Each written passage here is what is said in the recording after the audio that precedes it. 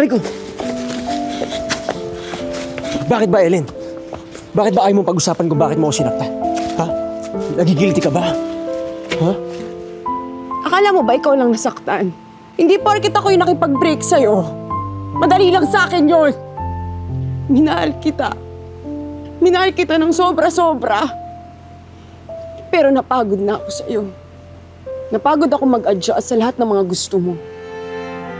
Nakikilala ka bilang isang basketball player. Pero ako, walang nangyayari sa buhay ko. Sinasamahan lang kita. Chinichir lang kita. Naghahandaan lang kita ng pagkain, pero ako wala akong trabaho. Wala akong sariling desisyon. Maganda lang daw ako. Pero hindi ako matalino. Kaya nga inuna ko yung sarili ko eh. Nag-workout ako. Nagpaganda ako. Nag-focus ako sa mga gusto kong gawin. Kasi pag nahanap ko yung sarili ko, magiging happy na ako. Baka pag naging happy na ako, matutupad ko yung mga pangarap ko. Kasi nung tayo, pinigilan mo ako. Pinigilan mo ako sa mga gusto kong gawin.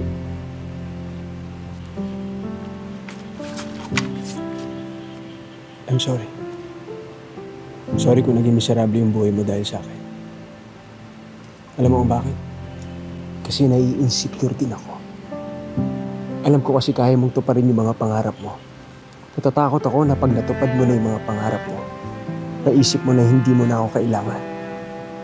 Baka maisip mo na mali pala yung lalaki na pinili mo. Hindi ko na-realize na yung paghihigpit ko pala sa'yo yung maglalayo sa'yo sa akin. Kaya I'm sorry. Sorry, Ellen. Sana mapatawad mo pa ako. Dahil alam mo, hanggang ngayon, mahal na mahal kita. Kahit sobrang nasaktan ako, I want you back. Sorry rin. Sorry kasi bigla na ako nakipag-break sa'yo. Sorry kasi kinimkim ko lahat ng nararamdaman ko.